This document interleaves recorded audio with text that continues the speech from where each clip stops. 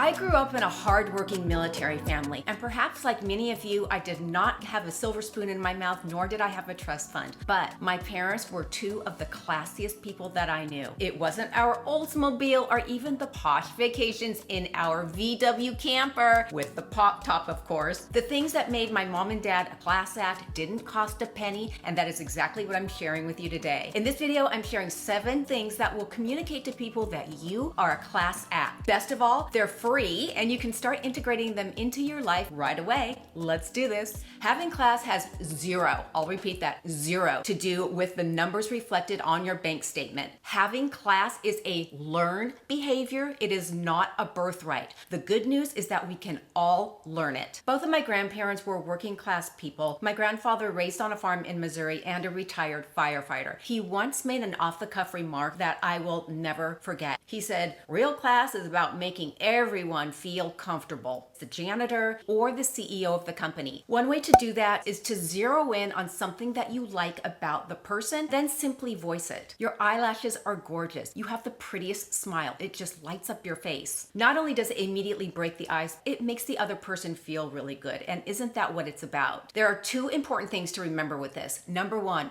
do not be fake. Find something that you genuinely like about the person and then simply voice it. It's really taking something you're already thinking and communicating it to them. That is all. Be judicious. 1 or 2 compliments to break the ice and to make the other person feel good is perfectly fine. More than that, and it starts to read a little bit weird.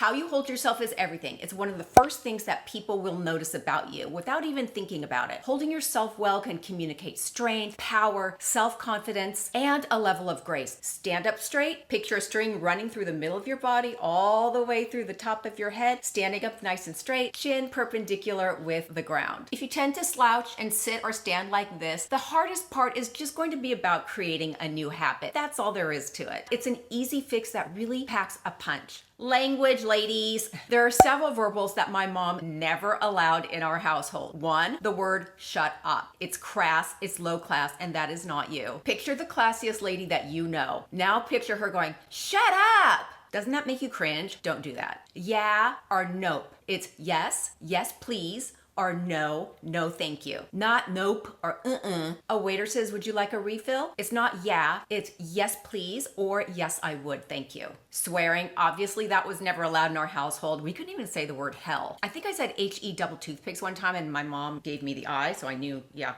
Using swear words as a part of your general vocabulary is a neon sign that you don't have any class. That being said, we're all humans. Who has not dropped an F-bomb in their life? I certainly have. Just be aware that it's not a classy thing to do. Be a part of the no drama club. Classy ladies rise above the fray, distancing themselves from petty drama. They don't engage in gossip. They don't make snarky comments. Hard stop. If you find yourself getting sucked into it, like maybe a friend of yours is starting to gossip or say something snarky, the easiest way is to just quickly distance yourself. I usually say something to the effect of, well, 2 sides to every story, and then I leave it at that. Even better, if it's in the form of a text or an email, just don't respond. And if at some point you are the target of the drama, disengage, leave, and cut all ties. Hard stop. You look strong, decisive, confident, and above the fray. This does not mean that you don't stand up for yourself. There are times in life when someone really needs to be put in her place. Choose your words carefully, say your piece briefly, let it go, and walk away. No gum chewing. No. It's considered tacky. I love bubble gum. I chew it when I walk the dogs. I even blow some bubbles. But of course, never in front of other people. Even if you love it, it's just a no. Okay, how does a lady sit? All right, there are 2 schools of thought on this. The traditional American crossing of the legs at the knees is considered not as elegant. That's a tough one, at least for me, because most of us are used to sitting this way. What is considered the most elegant way is to sit with the legs crossed at the ankles. Personally, that's really uncomfortable for me, so I split the baby. I do cross at the knees, but I slant my legs to the side for a more elegant look. Another benefit of that way of sitting is that it makes your legs look a little bit longer. We like that.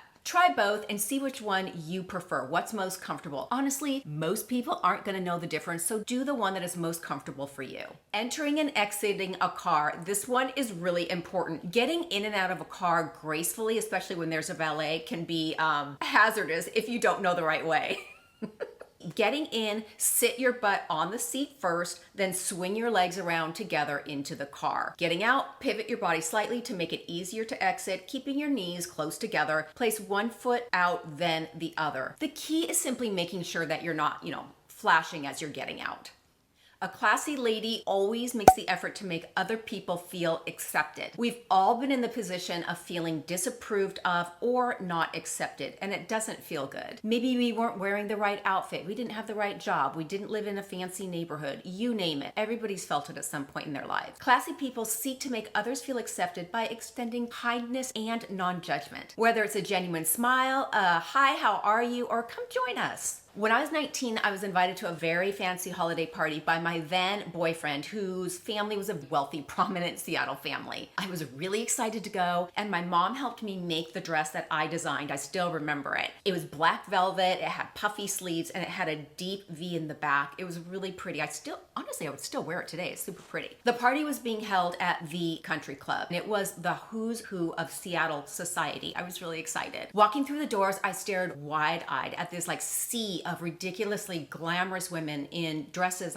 It looked like a TV show. Diamonds and emeralds, pearls the size of golf balls. It was a sight to be seen. I remember two very specific things about that night: the sneering eyes of the other women looking down their nose at me, raising their eyebrows, or maybe it was the Botox, just saying, and being snubbed all night.